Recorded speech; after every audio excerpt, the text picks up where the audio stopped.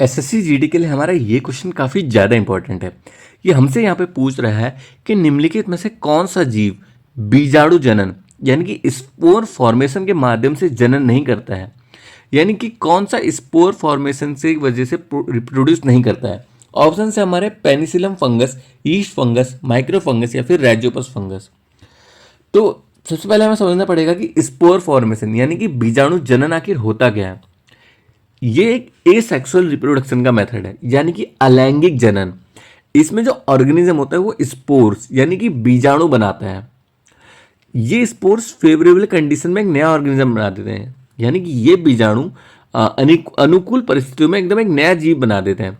ये मेथड ना mainly fungus में ही होता है, यानी कि कवक। इसलिए हमारे सारे ऑप्शन कवक थे, लेकिन अलग अलग टाइप के, पेनिसिलम, यीस्ट, माइक्रो और राइजोपस। अब हम समझते हैं कि एक एक करके ना ऑप्शंस के बारे में। जो पेनिसिलम फंगस है ये स्पोर फॉर्मेशन से ही रिप्रोड्यूस करता है, तो ये हमारे क्वेश्चन का सही आंसर नहीं होगा। अब जो यीस्ट होता है हमारा, ये भी फंगस है, बट ये एकदम स्पेशल केस है। यीस्ट फंगस ये स्पोर फॉर्मेशन से रिप्रोड्यूस नहीं करता, ये मेनली बडिंग यानी कि कली बनाकर रिप्रोड्यूस करता है। यहाँ पे आप समझ सकते हैं यीस्ट जो होता है वो एक यूनिसेल्युलर कवक है, एकाकोशीय कवक। ये बडिंग करके थ्रो मतलब वो बनाता है, रिप्रोड्यूस करता है।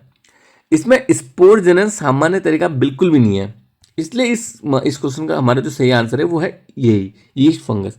बाकी जो माइक्रो फंगस है वो छोटे छोटे फंगस होते हैं, स्पोर फॉर्मेशन से ही रिप्रोडक्शन होता है इनमें। और जो राइजोपस फंगस होता है ये भी हमारा स्पोर फॉर्मेशन से ही रिप्रोड्यूस करता है। तो इस क्वेश्चन का जो सही आंसर है वो है यीस्ट फंगस।